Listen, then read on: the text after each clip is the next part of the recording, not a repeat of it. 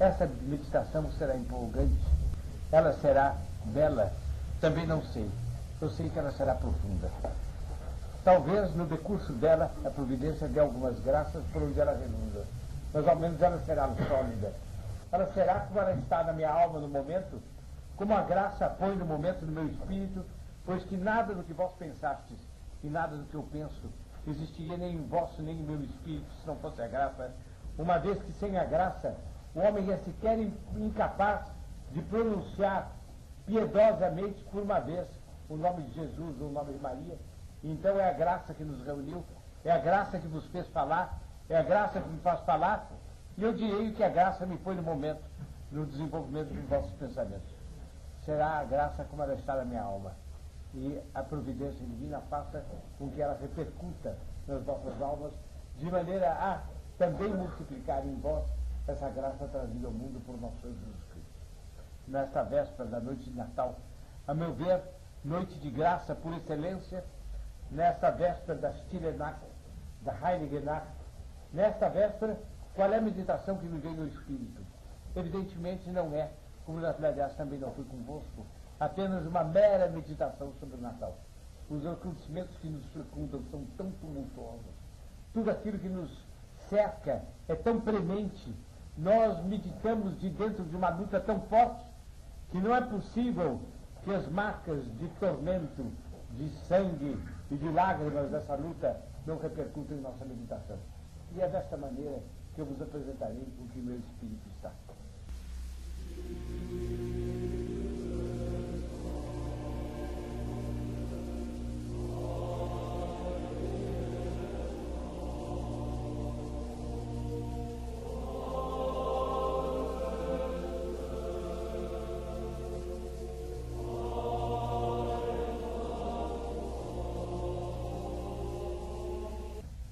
Vós vedes, portanto, quanta meditação filosófica cabe dentro da consideração do menino na manjedoura. Vós vedes bem expresso isto nos assentos da Stille Nacht, Heilige Nacht, Alles schlaft, einsam wacht, nur das Traute, Hochheilige Paar, e vai daí para frente. Por quê? Porque a alma de um professorzinho do século passado, não sei bem se da Baviera ou da Suábia, creio que é da Baviera, um professorzinho da Baviera cantou, isso quer dizer, houve um compositor e houve um poeta, que para tirar um vigário de apuro, numa noite de Natal, exalaram a uma canção que a gente poderia dizer que a humanidade tinha pressa de cantar. Passaram-se 1800 anos da era cristã e o cântico de Natal, popular e perfeito, não tinha ainda aparecido. E dizia que nas sombras todos taxavam. Quando afinal este anseio foi se acumulando nessas duas almas que não tinham nenhuma noção disso. E na hora certa, desejada pela providência, eles compuseram a canção certa, que em determinado momento o mundo ouviu maravilhado e que se espalhou pelo mundo como uma canção de Natal por excelência.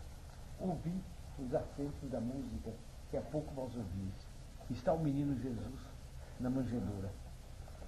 Está tão grande e tão pequeno. Ele poderia ser tão terrível se nos manifestasse sua força.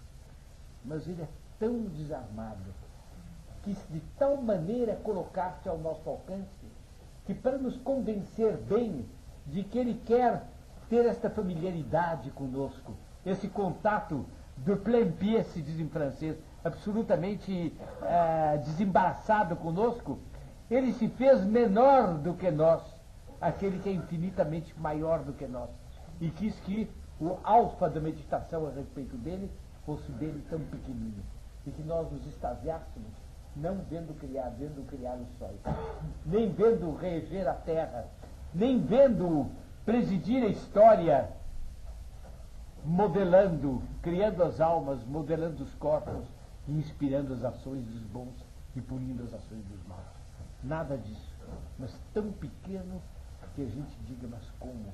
Ele tão grande veio a ser tão pequeno, e ele tão enorme, infinito, tem tanta ternura, que ele chegou a esse extremo inimaginável de querer provocar pena como o proêmio de provocar admiração. Não sei se meu pensamento está claro, mas talvez seja bom repeti-lo. Toda a meditação da vida dele é uma sequência de admirações. Ele quis que o primeiro movimento de admiração fosse misturado com pena. Como ele queria depois que o último movimento de admiração fosse misturado com pena também. E que quando chegasse o último fim da vida terrena dele, na última agonia, a gente vê assim, diz, meu Deus, que pena de vós. Quer dizer, ele é tão maior do que nós não conseguiríamos amá-lo se ele não se nos apresentasse menor. Aqui está a questão. E na bondade dele para ter proporção conosco, nós somos tão pequenos que só ele fazendo-se criança é que a relação conosco podia começar. Só fazendo-se verme e não homem, opróbrio dos homens e gargalhada do povo, como dele diz o profeta Isaías, fazer-se assim no alto do Calvário, é que nós poderíamos dizer. Nós somos tão pequenos que nós não leríamos o livro inteiro se a letra primeira e a letra última não tivesse uma estatura do tamanho menor até do que nossos olhos.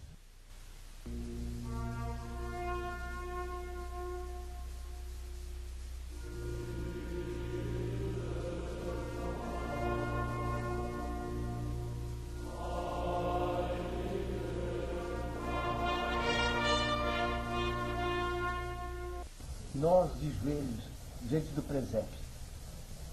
Nós de joelhos diante do presépio, contemplando o menino Jesus, nos vem um respeito sem nome, um respeito sacral, acompanhado de ternura e de compaixão.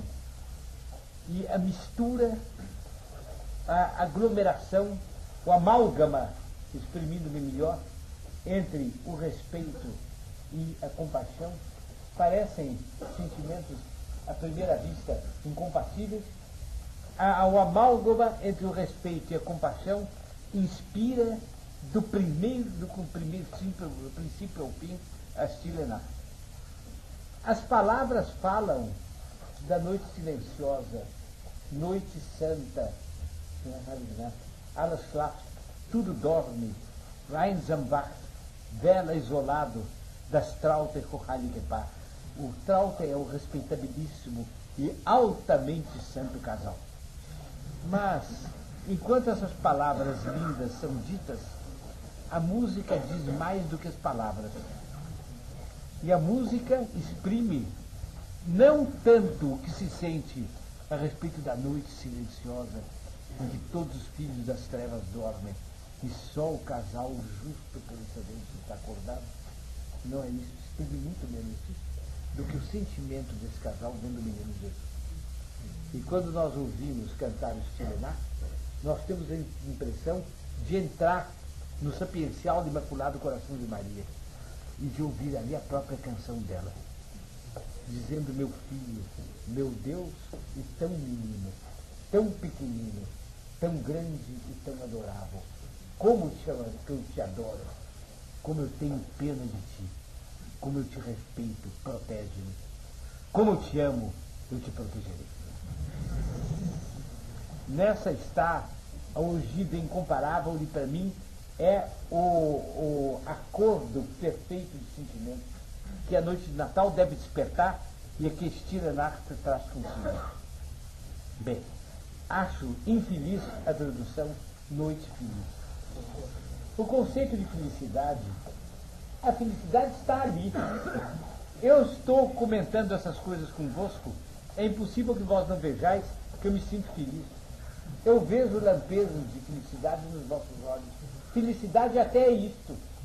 Mas como é uma consideração de quinta classe dizer como estamos felizes, não? Estamos, mas há qualquer coisa de muito mais alto.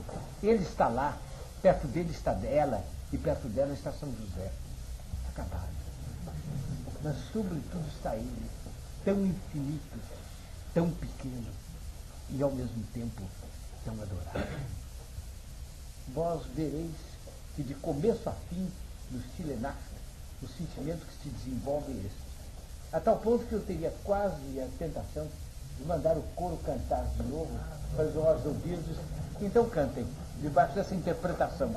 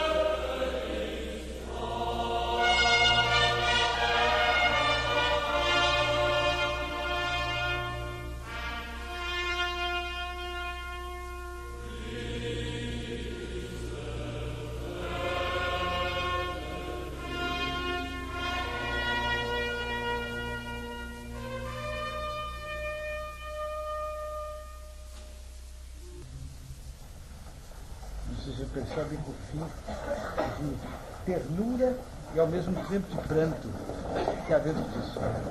Ainda há mais algo no Stille Nacht que faz parte da atmosfera de Natal, mas faz parte, vejam as reversibilidades e como Cristo Nosso Senhor está presente e vivo na Igreja Católica, faz parte da atmosfera interna de toda a Catedral Gótica.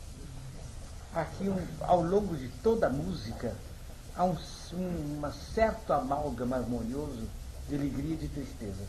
Independente dos momentos em que uma nota da alegria é maior, uma nota da tristeza é maior, desde o começo, no Stille Nacht, há uma certa tristeza augusta, ao lado de uma admiração jubilosa. E até o fundo, quando fala de pranto, há uma certa alegria por debaixo do pranto. E vós entrais numa catedral e vedes uma rosácea, na qual bate o sol, e a penumbra, a meia luz da catedral, e aquelas dardos de luz multicolor que espalham safiras, esmeraldas e outras pedras pelo chão. Bem, de toda forma, vós vedes, no meio da penumbra, o esplendor, e cercando o esplendor a penumbra, e uma composição de alegria e de alegria pelas razões certas, e de dor pelas razões certas, que forma um dos mais altos aspectos do equilíbrio da alma humana. E eu creio que esse aspecto se exprime muito na liturgia. Liturgia católica, que muitos acham enfadonha, porque só sabem viver de gargalhadas. Mas que mesmo nos dias nas comemorações de Páscoa, tem qualquer coisa de tristonho. E mesmo na Semana Santa, tem um fundo de esperança que nada consegue apagar. E aqui eu dou mais um passo que vai nos conduzindo ao termo dessa meditação e que é um passo na luz do Natal. Se vós analisais bem o que é que fez a revolução desta ogiva feita de alegria e de dor, e que se vê tão bem nas imagens verdadeiras de nosso Senhor Jesus Cristo, nas imagens verdadeiras de Nossa Senhora, Pensem um pouquinho no Santo Sudário. A dor tremenda, mas aquela decisão, e o olhar daqueles olhos fechados, e a proclamação daquela boca muda, e o peso daquele corpo flácido, é uma coisa admirável. Eu não digo que não haja artista capaz de representar, não há artista capaz de conceber. Não é uma coisa muito diferente de representar. Não se concebe isso. A gente vendo, interpreta, mas não se concebe, tá bem, esse equilíbrio de alegria e de dor. Se vós prestardes atenção, o mundo rachou esse equilíbrio. A revolução rachou esse equilíbrio. E as pessoas imaginam a dor um estado de alma sem alegria. E definem a alegria como um estado de alma sem dor. Olhar em torno de vós, e eu creio que vós encontrareis, existe uma frequência impressionante. Para não chegar a dizer que vós só encontrareis isso. Mesmo entre almas muito piedosas, elas concebem, por exemplo, a Semana Santa, a semana de dor. Então na semana só se chora. Natal é semana de alegria. Nessa semana só se fica alegre. Ora, quando uma alma fez isto e cingiu a alegria da dor, e só concebe dores sem alegria e alegria sem dores, essa alma está rachada ao meio. Para não considerar, a não ser deste lado, a revolução é uma revolução maldita, porque ela rachou isso. Ela liquidou isso e tirou de dentro das almas a paz dos tilenatos do trabalho de nada. A paz do Natal e a paz ao mesmo tempo da Sexta-feira Santa. Todos fogem hoje da dor. E há pregadores que querem convencer os homens de que eles devem resignar com a dor. E eles têm razão. Quão raros são eles. Foram mais numerosos outrora. Mas será que eles sabiam pintar aos homens essa verdadeira dor, na qual habita no fundo dela a alegria inefável de Nosso Senhor e de Nossa Senhora, ele na cruz e ela ao pé da cruz?